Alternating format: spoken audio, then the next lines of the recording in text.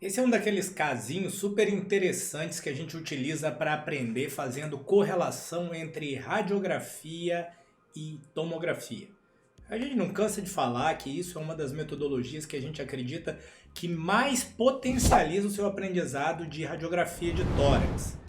Por quê? É difícil para quem está começando entender uma estrutura tridimensional, que é o tórax, olhando para uma imagem bidimensional. Então, que você tem a altura e largura de várias estruturas que estão compreendidas no sentido antero-posterior. E hoje em dia, cada vez mais o que se tem? Se tem a solicitação da incidência PA apenas.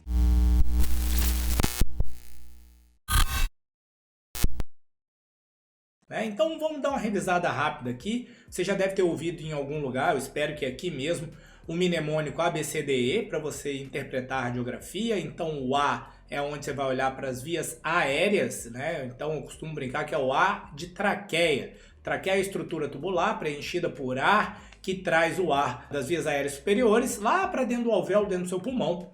É uma estrutura tubular grande localizada na região central do tórax. Então ela é um dos marcos anatômicos mais importantes e serve de sugestão. Fica aqui, comece por aqui, passando o dedo na traqueia, né? Tem muito dessa do passa o dedo na traqueia, porque isso já te dá uma ideia de calibre da traqueia, localização da traqueia. A traqueia vai se bifurcar em brônquios, fontes, esquerdo e direito, lembrando que o esquerdo, deixa eu ver se eu consigo janelar para você acompanhar isso aqui, mas esse nem é o objetivo do vídeo, tá? O objetivo do vídeo é a gente abordar um achado específico dessa radiografia. Então você tem o brônquio-fonte esquerdo, o brônquio-fonte direito. O brônquio-fonte direito, lembrando que ele é mais reto, né? Então aqui você vai ter o brônquio que vai para o lobo superior, o brônquio intermédio. O brônquio intermédio vai dar o brônquio do lobo médio e o brônquio do lobo inferior. A gente vai explorar isso um pouquinho melhor mais à frente.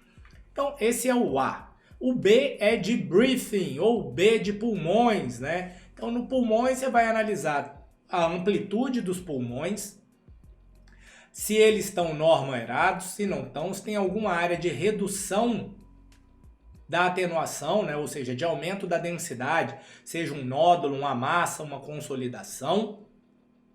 E quando você faz isso, você vai jogando o jogo dos 7 E's, comparando um lado com o outro. Ok. Quando você está olhando para os pulmões, tem algumas coisas que já começam a chamar a atenção aqui, e você vai ver isso melhor no lobo inferior direito, onde você vê umas estruturas tubulares aqui com um aspecto de brônquio, né? Muito bem caracterizadas, outras aqui ó, com a parede um pouquinho mais espessadas, que faz a gente pensar de imediato em bronquiectasias. E esse é o objetivo principal do vídeo. As bronquiectasias, a gente tem alguns tipos dela, né? A gente já vai abordar as bronquiectasias na sequência. O C não é de coração, né? É de circulação. Então você vai olhar o coração e os vasos. E quando eu falo de vasos, estou falando da aorta, do tronco da artéria pulmonar, artérias pulmonares, lembrando que elas são mais calibrosas nas regiões centrais e vão perdendo o calibre à medida que eu chego na periferia. Elas são mais evidentes nos lobos inferiores do que nos lobos superiores. Então, mais calibroso embaixo do que em cima e mais calibroso no centro em detrimento da periferia.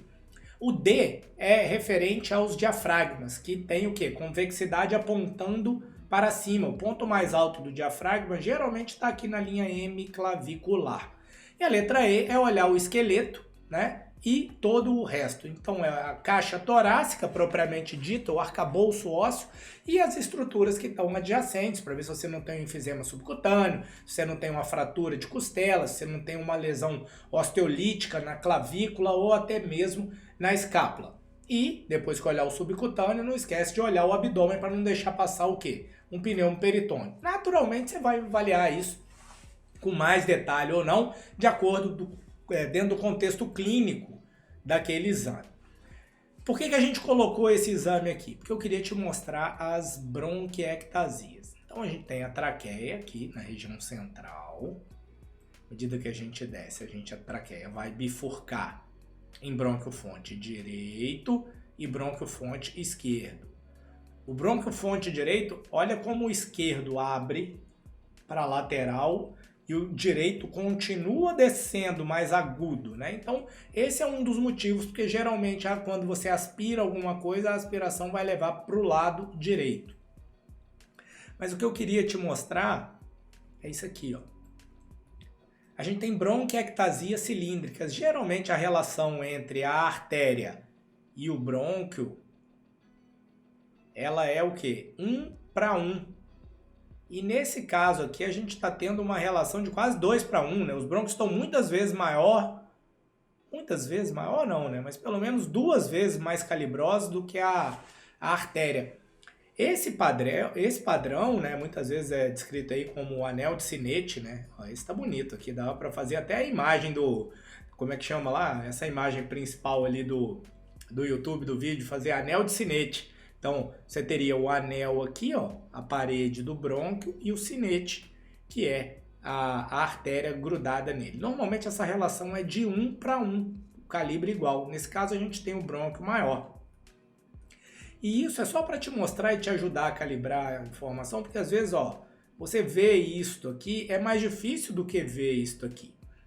E algumas vezes você pode ter, deixa eu ver se a gente tem alguma de paredes espessadas, porque você pode ter processo inflamatório e infeccioso, ó. Aqui a gente já começa a ter umas paredes um pouquinho mais espessadas, ó. Tá? E isso pode ser broncopatia, o processo inflamatório e infeccioso da via aérea, da parede do brônquio e não do parênquima em si. Então, quando você tem este aspecto, você vai ver o que a gente chama de trilho do trem. Você vai ver essa parede espessada, como ela está espessada agora, ela fica mais branca, né? Fica mais fácil de você caracterizá-la. Então você vê o ar no pulmão que é preto, o ar dentro do brônquio é mais preto ainda e a parede do brônquio branca, né? Então fica com um aspecto de trilho de trem. Porque aqui eu estou olhando no longitudinal, que isso está no eixo crânio-caudal. Deixa eu ver se eu consigo botar isso aqui. Pronto. O brônquio está no eixo crânio-caudal. Quando ele está com a parede espessada, você vê trilho e trilho. E aí faz o aspecto do quê? Do trilho de trem, que vai nos remeter à broncopatia inflamatória /infecciosa por causa de processo inflamatório infeccioso nas paredes dos brônquios, geralmente bronquiectasiados, com calibre aumentado. Espero que você tenha gostado, um vídeo rápido, um vídeo de revisão, mas isso vai te dando segurança para fazer esses diagnósticos de pequenas bronquiectasias cilíndricas no raio-x de tórax. A gente se vê no próximo vídeo.